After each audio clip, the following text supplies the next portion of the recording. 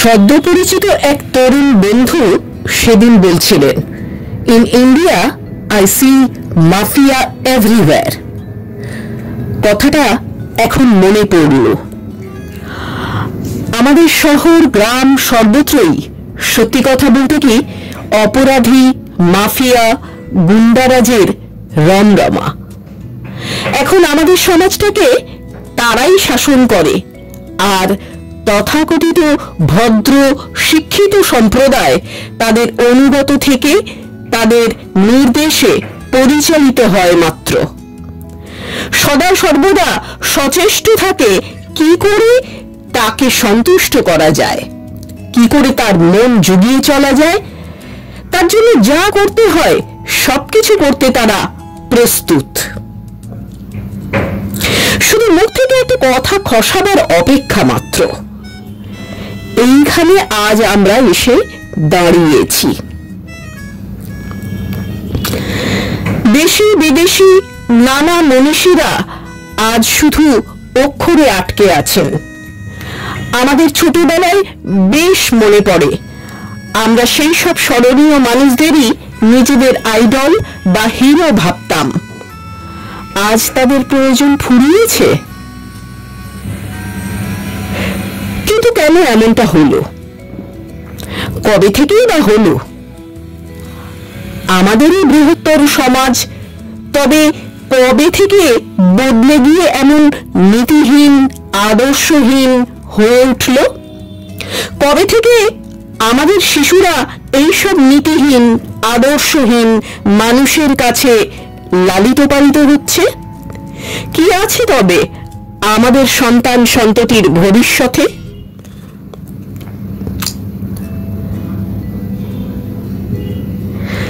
স্বাধীনোত্তর ভারতে যে পাড়া সংস্কৃতি ছিল ৮০-র দশকের আশেপাশে, তার একটা বিরাট পরিবর্তন হয়েছে মূলত সংসদীয় গণতন্ত্রের হাত ধরে। বামফ্রন্ট আসার আগে মূলত জাতীয় কংগ্রেসই আমাদের দেশটাকে শাসন করেছে। নির্বাচনের ব্যয় বহু পরিমাণেই আসত সে সময় বিড়লাদের কাছ থেকে, তাই খুব একটা অসুবিধে হয়নি তখন। আর বামফ্রন্ট তো মূলত একটা ক্যাডার বেসড পার্টি, সদস্যদের থেকে অর্থ সংগ্রহ করে তাদেরই দিব্যি চলে যেত। কিন্তু একটা পর্যায়ে কর্পোরেটদের বদলে ভোটে বিশাল ব্যয় বহন করতে এগিয়ে এলো অপরাধ জগৎ। বিনিময়ে দেওয়া হলো তাদের সুরক্ষা। পুলিশের রাজনীতিকরণ হলো, ঘটে গেল একের পর এক বিশ্বায়ন, লাইসেন্স রাজ। তারপর পেছনে থেকে অর্থ যোগানের বদলে অপরাধীরাই হয়ে উঠল রাজনীতিবিদ, রাজনীতির প্রার্থী। ভারতের জটিল আমলাতন্ত্র, ব্যয়বহুল নির্বাচন ব্যবস্থা কিভাবে যে একটু একটু করে একটা গোটা দেশের সংস্কৃতিকে বদলে দিল, সেটা যারা জানেন জানেন। মানুষের আইডেন্টিটি ক্রাইসিসও ক্রিমিনাল পলিটিশিয়ানাইজেশনের একটা মুখ্য ভূমিকা নিল। আদর্শবান মানুষের চাইতে বেশিরভাগ জনগণ ক্রিমিনালদেরই বেশি পছন্দ করে। আধুনিক রাজনীতিবিদদের মতে ভারতে প্রায় সব রাজনৈতিক দলেই তাদের দ্বার অবারিত হয়ে গেল। কেননা সাধারণ মানুষ মনস্তাত্ত্বিকভাবে তাদের যতটা কাছের ভাবতে পারছে, ততটা অন্যদের ভাবতে পারছে না। এসব আমরা নির্বাচনে দাঁড়াতে গেছে একজন প্রার্থীকে যে তথ্য জমা দিতে হয়, সেসব আন্তর্জালিক তথ্য থেকে যে কেউই অনায়াসে জানতে পারব। এটা গেল এক পিঠের কথা। অন্য পিঠে যা রয়েছে সেটাও আমাদের চমকিত করার জন্য কম যথেষ্ট নয়, এবং সেটা শুধু আমাদের দেশেই নয়, পৃথিবীর প্রায় প্রত্যেকটি দেশেই এবং অনেক কাল ধরে চলে আসছে, এটা একটা গোপন ঐতিহ্যের মতো। নিউ ইয়র্ক ইউনিভার্সিটির রাষ্ট্রবিজ্ঞানের 2 অধ্যাপক তাদের দীর্ঘ গবেষণার পর আমাদের জানিয়েছেন ক্ষমতার রসায়নটা আসলে কিরকম হয়।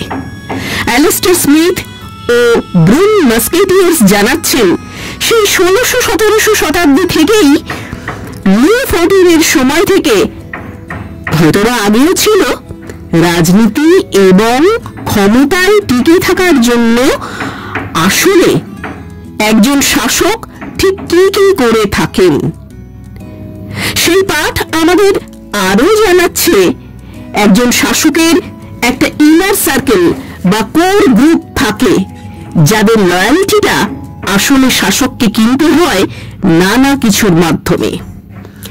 এদেরকে সবসময় সন্তুষ্ট করে শাসককে চলতে হয়। এদের থেকে যদি একজন বা দুজনও চলে যায় তাহলে সরকার পড়ে যাবে। এরপরে থাকে আরো আর একটা বড় গ্রুপ, যারা প্রকাশ্যে শাসকের সঙ্গে ঘুরে বেড়ায়, শাসকের হয়ে কথা বলে। প্রথম গ্রুপ দৃশ্যমান নয়, কিন্তু এরা দৃশ্যমান। এদের একটা নির্বাচনও হয়। কোন শাসকই চায় না সবাই ভোট দিক। আমেরিকার কোন একজন একবার চেয়েছিলেন সবাই ভোট দিক। ফলাফল হিসেবে তিনি ভোটে হেরে গিয়েছিলেন।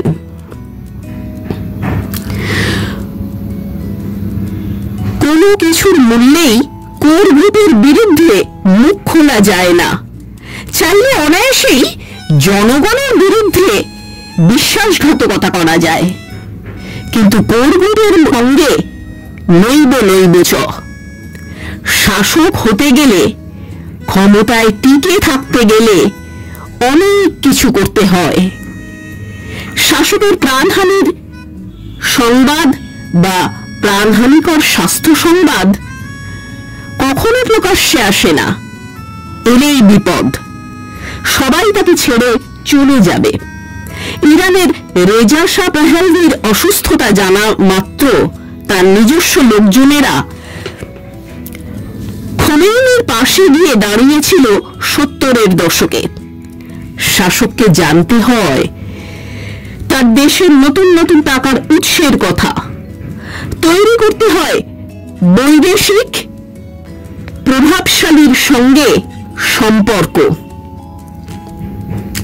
নিতে হয় আইনি ও বেআইনি রাজস্ব, না হলে তিনি লয়ালটি কিনবেন কে দিয়ে?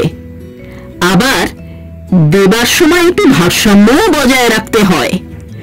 অনবরত পরিবর্তন করতে হয় কোর গ্রুপের লোকজনকে, যাতে তারা সবসময় ভয়ে ভয়ে থাকেন। এমনটা অবশ্য মেকিয়াভেলিও বলে গেছেন সেই কতকাল আগে। 2000 সালের পর থেকে যে গোটা পৃথিবী ব্যাপী স্বৈরশাসনের হিড়িক পড়ে গেছে, সেটা এমনি এমনি নয়। যে শাসক যত বেশি জনদরদী, সে তত কম সময় গদিতে থাকে। উল্টোদিকে আমরা আজও বসে বসে ভাবি দুর্নীতি বোধহয় শাসককে ক্ষমতাচ্যুত করবে, কিন্তু আধুনিক রাষ্ট্রবিজ্ঞান ও তার গবেষণা সমীক্ষা বলছে corruption empowers. Absolute corruption empowers absolutely. গদিতে থাকার জন্য যত বেশি মানুষকে দুর্নীতিতে যুক্ত করে নেওয়া যাবে, ক্ষমতা ততই নিশ্চিত হতে পারবে। প্রয়োজনে নতুন নতুন বিল পাসও করা যেতে পারে, তাতে অধীনস্থ সবাইকে আরো ভয়ে রাখা যাবে। এই পথ ধরে ফ্রান্সের চতুর্দশ লুই থেকে বিভিন্ন দেশে ও কালে বিভিন্ন শাসক শাসন করে এসেছে। রাষ্ট্রবিজ্ঞানের বইয়ে যা থাকে বাস্তব তার থেকে যোজন যোজন দূরে। সে কথা আমাদের জানতে হবে, তো জানাতেও হবে, তা নিয়ে চর্চা করতে হবে। শুধু বিচার চাই বিচার চাই বললেই বিচার হাতের মুঠোয় এসে ধরা দেবে না। শুধু আন্দোলন করলেও কিছু পাওয়া যাবে না। আন্দোলনকে আনঅ্যাট্রাকটিভ করার হাজারটা পথ শাসকের জানা আছে। তাছাড়া ইতিহাস জুড়ে যত বিপ্লব হয়েছে, ফরাসি বিপ্লবী হোক বা অন্য যে কোনো বিপ্লবী হোক, সব ক্ষেত্রেই একটা সার্বজনীন লক্ষ্য ছিল, থাকতে হয়। আর যেসব ক্ষেত্রে বিপ্লবের আরো নানা রকম পূর্ব শর্তগুলো পূরণ হয়নি বা হচ্ছে না, গোটা পৃথিবী জুড়েই সেই সব ক্ষেত্রে আন্দোলন ব্যর্থ হয়েছে, হয়ে চলেছে। বিপ্লবের জন্য শিক্ষার প্রয়োজন, চর্চা প্রয়োজন।